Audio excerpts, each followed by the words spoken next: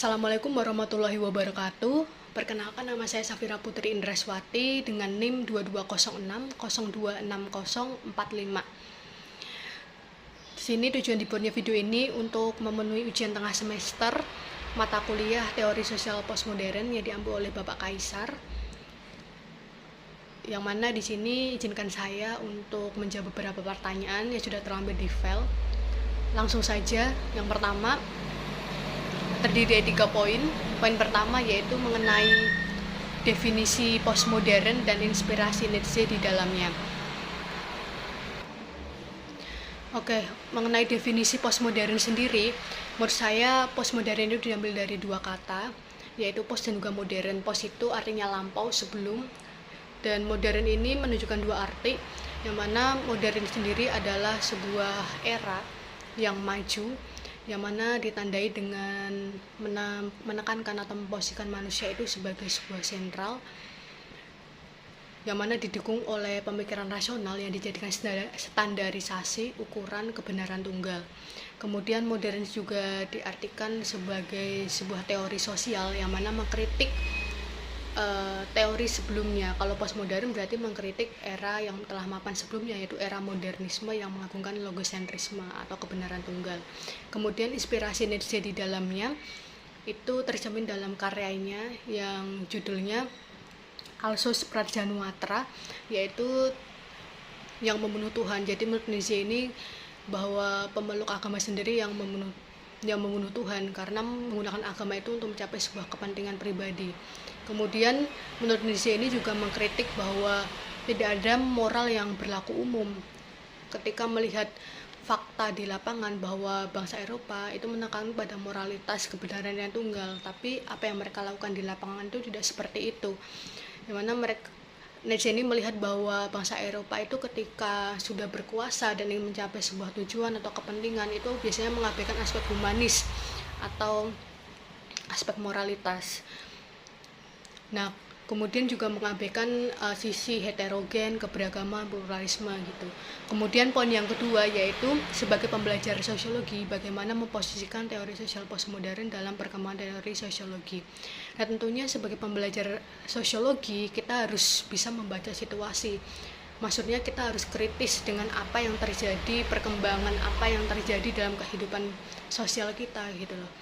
Yang mana ketika kita mengingat bahwa teori sosial postmodern ini kan mengkritik era sebelumnya, yang mana era sebelumnya itu kan dipandang sebagai sebuah kondisi yang mapan, yang stabil, yang tetap, yang mana kita tidak boleh memiliki pikiran seperti itu karena kita tahu bahwa kehidupan manusia, pengetahuan, bahasa, kehidupan manusia itu selalu berkembang secara baik.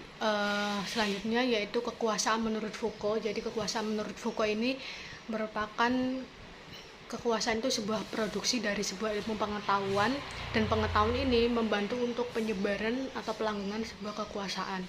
Yang mana kekuasaan di sini itu sifatnya bukan represif yang memaksa, yang berbau kekerasan, bukan, tapi satu hal yang sifatnya desentralisasi yang mana menyebar. Jadi setiap orang itu memiliki andil untuk pelanggengan kekuasaan, dan kekuasaan yang dimaksud itu adalah kehendak untuk mengetahui segala sesuatu gitu loh. Dan apabila si A itu sudah mengetahui suatu kebenaran dan dianggap sebuah kebenaran oleh orang lain juga, nah itu terjadi pelanggengan kekuasaan. Dan kemudian relasinya dengan pengetahuan itu sama seperti apa yang saya sudah jelaskan sebelumnya, bahwa kekuasaan ini diproduksi oleh pengetahuan dan pengetahuan membantu penyebaran pelanggengan kekuasaan. Analoginya ketika kita sebagai masyarakat tidak semua akan belajar tentang ilmu kedokteran, dan ketika si A memiliki ilmu mumpuni tentang kedokteran dan si B ini sebagai pasien tidak memiliki ilmu tentang kedokteran, tentunya si pasien ini akan menuruti apapun yang dikatakan oleh dokter ini.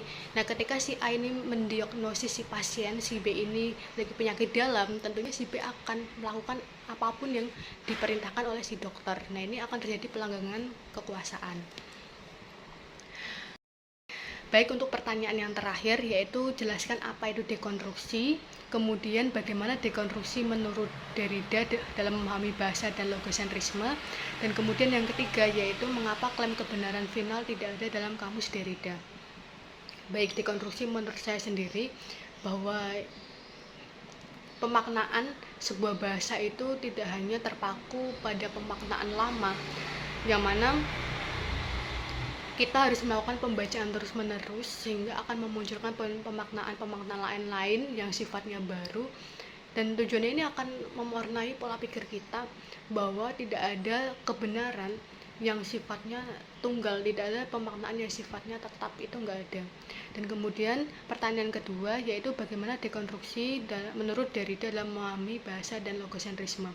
Baik, bahwa menurut dekonstruksi menurut Derrida dalam memahami bahasa sendiri, menurut Derrida itu bahasa itu tidak bersifat stabil tetap, tapi bahasa itu selalu berkembang. Dan menurut Derrida ini ada kenyataan bahasa yang tidak disampaikan lewat bahasa.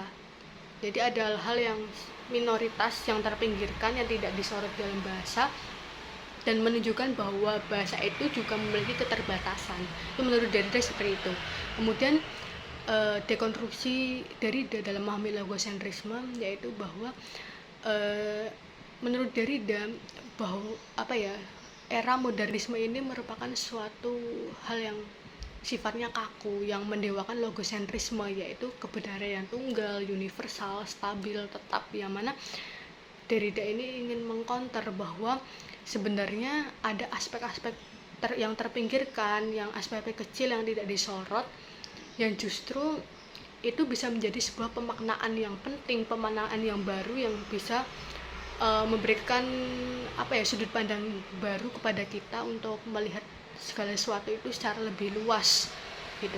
Kemudian mengapa klaim kebenaran final tidak ada dalam kamus Derrida? Ya benar, karena menurut Derrida ini kita tuh harus melakukan pembacaan terus-menerus terhadap sebuah kondisi atau situasi agar kita memiliki beragam pemaknaan, wawasan pengetahuan yang baru, jadi tidak stuck pada sebuah kebenaran atau aturan yang tunggal gitu. Dan kita di sini dituntut untuk kritis. Nah, di sini akan menjadi sebuah kelemahan juga dari teori Derrida bahwa kita akan diambang ketidakpastian dan juga ketidaknyamanan karena kita akan merasa tidak puas dengan satu kebenaran saja. Mungkin itu saja yang bisa saya sampaikan. Kurang lebihnya saya mohon maaf. Wassalamualaikum warahmatullahi wabarakatuh.